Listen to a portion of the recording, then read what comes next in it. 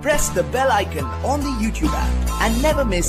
सभी को जय हिंद दोस्तों, आप सभी का हार्दिक स्वागत है जय हिंद रिएक्शंस पे। तो आज की लेटेस्ट और इंटरेस्टिंग वीडियो में आप देखेंगे भारत की बेटी और सुप्रीम कोर्ट की वकील नाज़िया इलाही खान जी का भारतीय सेना पे बड़ा ही जबरदस्त रिएक्शन और एक दमदार इंटरव्यू। तो ये वीडियो काफी ज्यादा इंटरेस्टिंग होगी, आपको बहुत कुछ नया जानने को मिलेगा और बहुत मजा आएगा। तो इसे अंत तक देखें और चैनल पर नए हैं तो चैनल को सब्सक्राइब कर दें ताकि हम आपके लिए लेटेस्ट और इंटरेस्टिंग वीडियोस लाते रहें। जय हिंद, जय भारत। 14 मुस्लिम ममालिक में बैन हो चुका था, आपके ये खबरिस्तान जैसे पगलिस्तान जैसे पाकिस्तान में भी बैन हो चुका था, लेकिन हमारे भारत में बैन नहीं हुआ था। भारत की भूमि पर, इस राष्ट्र पर आशीर्वाद अब नारियों का हो चुका है।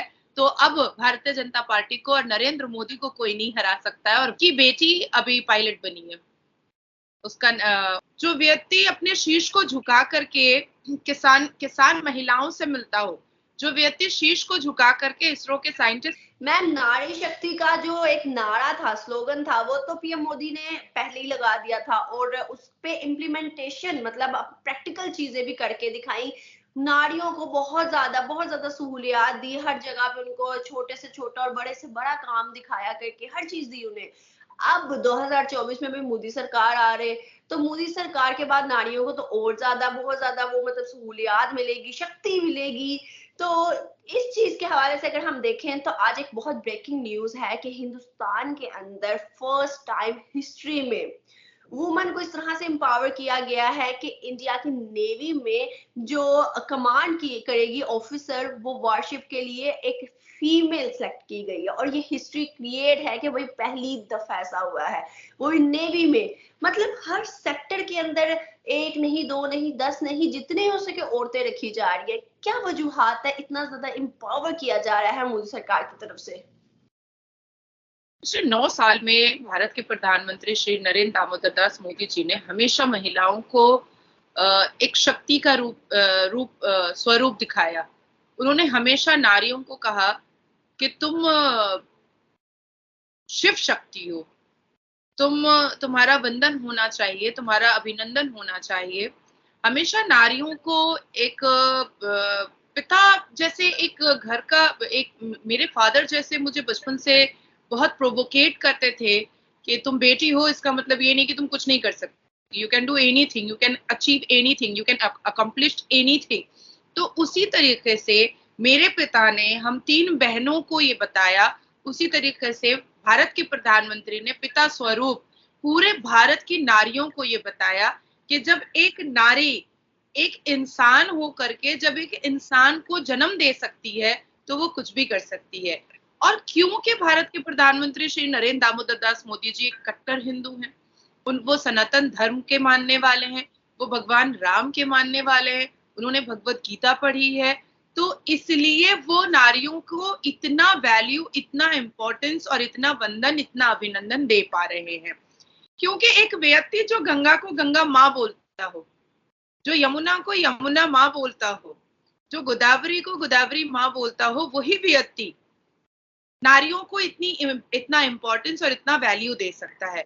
जो व्यक्ति अपने शीश को झुका करके किसान महिलाओं से मिलता हो, जो व्यक्ति शीश को झुका करके इसरो के साइंटिस्ट महिलाओं से मिलता हो, जो व्यक्ति शीश झुका करके हमारे स्पोर्ट्स की जितनी भी महिलाएं हैं उनसे मिलता हो, और वो भारत का प्रधानमंत्री है, तो उस वक्त ऐसा फील होता है कि हमारे सामने प्रधानमंत्री नहीं है, हमारे सामने हमारा गार्जियन है, हमारा मुखिया है, हमारे पिता है, जो हमें ये बता रहे हैं कि हम अचीव कर सकते हैं, हमारे अंदर ये क्रेडिबिलिटी है।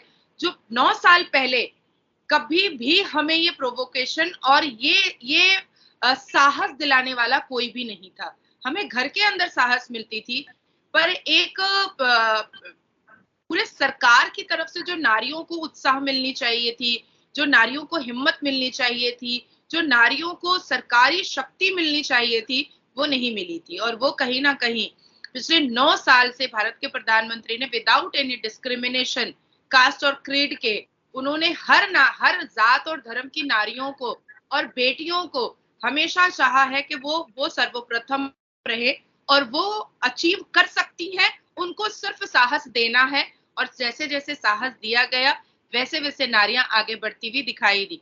बिल्कुल आपको सही खबर मिली है कि आर्मी में जो महिला है वो अब लीड करेंगी। इसके साथ साथ मैं आपको बता देना चाहती हूँ, क्योंकि आप पाकिस्तान से आ रही हैं, मुस्लिम इस्लामिक रिपब्लिक देश से आ रही हैं, और आपके यहाँ कानून नहीं माना जाता है, संविधान बस ऐवे ही लिख दिया गया है, आपके यहाँ इस्लाम माना जाता है। तो जहां तक जितने डीप डाउन में और जितना डिग आउट करके मैंने कुरान पढ़ा है, तो मुझे बीबी खदीजा रजी अल्लाह ताला अन्हा तो बहुत बड़ी बिजनेस टाइकून दिखी, बीबी मरियम बहुत स्ट्रांग वुमेन दिखी, तो मैं तो उनको आइडियल मानती हूँ।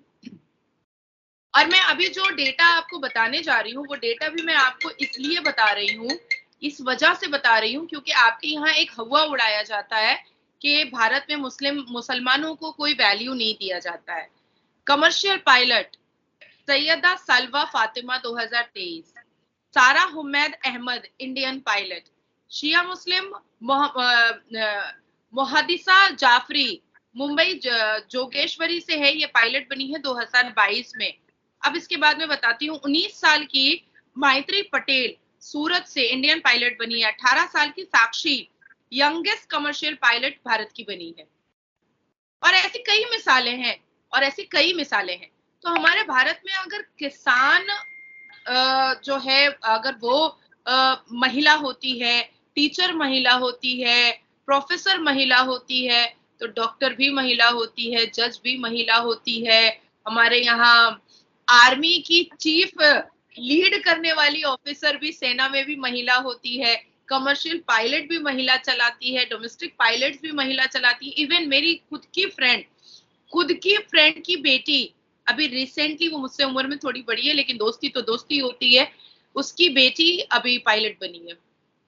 उसका वो खुद एयर होस्टेस थी इंटरनेशनल एयरलाइंस में, और मेरी बहुत अच्छी फ्रेंड है, और उसने अपनी बेटी को कमर्शियल पायलट बनाया है, कमर्शियल पायलट। तो जब भी मैं उसको देखती हूँ ना, तो मैं उसकी बड़ी बलाई लेती हूँ। तो मेरी जो फ्रेंड है वो बहुत हंसती है, मोनिका, वो कहती है कि तुम मेरी बेटी को इतना चूमती चामती क्यों हो।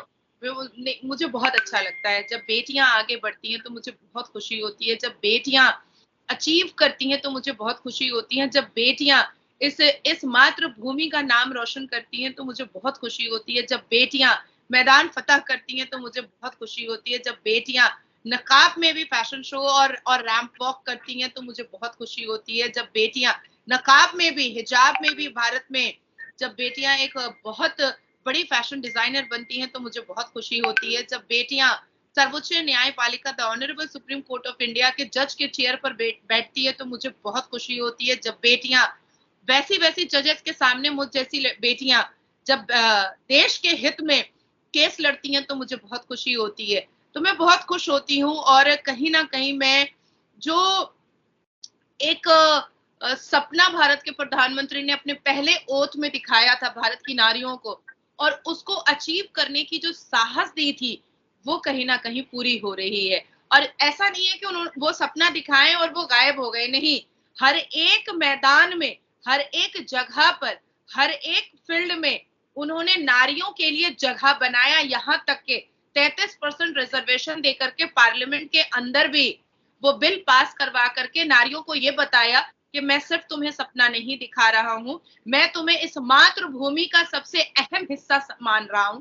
और 2 दिन पहले जब भारत के प्रधानमंत्री, जब 3 हैट्रिक स्टेट में हमारी जीत हुई थी, तो उन्होंने कहा था कि जब आशीर्वाद नारियों का होता है तो उसको कोई नहीं हरा सकता है। और इस भारत की भूमि पर, इस राष्ट्र पर आशीर्वाद अब नारियों का हो चुका है, तो अब भारतीय जनता पार्टी को और नरेंद्र मोदी को कोई नहीं हरा सकता है। और वाकई में भारत की नारियों को 3 तलाक बैन करा करके जो पंख मिला है, भारत की नारियों को यूसीसी जैसे चीजों को ला करके इम्प्लीमेंट कर करके जो भारत की नारियों को जो पंख मिला है, शिक्षा में आगे बढ़ा करके भारत की नारियों को जो पंख मिला है, बॉर्डर पर सेना में चीफ लीड करने वाली सेना ऑफिसर बना करके भारत की नारियों को जो पंख मिला है, कमर्शियल पायलट के स्वरूप में भारत की नारियों को जो पंख मिला है, सर्वोच्च न्यायपालिका के अंदर अपनी बातों को रखने के तहत भारत की नारियों को जो पंख मिला है, वो पंख 9 साल पहले नहीं मिला था, नहीं मिला। दोस्तों, आशा करता हूँ कि वीडियो को आपने अंत तक देखा होगा, और हमेशा की तरह नाज़िया लाई खान जी का बेबाक और दमदार इंटरव्यू आपको काफी पसंद आया होगा, जिसमें उन्होंने बात की है भारतीय सेना की और नारी शक्ति की, जिसमें उन्होंने बात की है प्रेरणा देव स्थली जी की, जो कि भारतीय नौसेना के युद्ध पोत की पहली महिला कमांडर बन चुकी हैं, जो कि एक भारत के लिए गर्व की बात है, क्योंकि कोई भी देश उतना सशक्त होता है जितनी उनकी महिलाएं उसमें योगदान देती हैं। तो जी हाँ, प्रेरणा देव स्थली जी वो हैं जो इंडियन नेवी की वॉरशिप की पहली फीमेल कमांडर बन चुकी हैं। तो ये एक बहुत ही बढ़िया बात है। हम उनके और उनके परिवार को बहुत सारी शुभकामनाएं देते हैं। इसके बारे में आपके क्या विचार हैं? आप अपने विचार हमें कमेंट सेक्शन में लिखकर जरूर बताएं। तो चलिए फिर मिलेंगे ऐसी किसी इंपॉर्टेंट और इंटरेस्टिंग वीडियो में। तब तक अपना ध्यान रखिए। जय हिंद, जय भारत।